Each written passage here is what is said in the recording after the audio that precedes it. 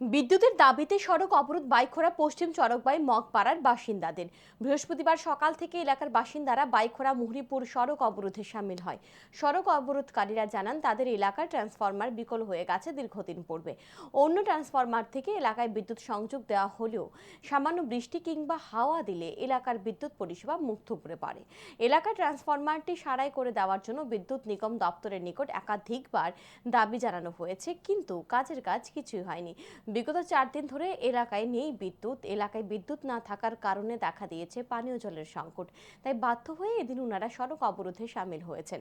ওনাদের দাবি এলাকায় বিদ্যুৎ পরিষেবা স্বাভাবিক রাখার জন্য নতুন ট্রান্সফরমার দেওয়া হোক।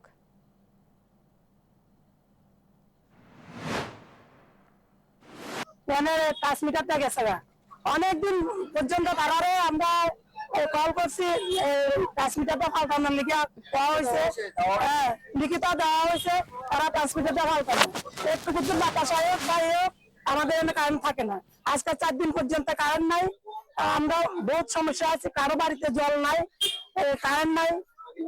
এই জন্য আমরা আজকে এই নতুন ট্রান্সমিটার চাই।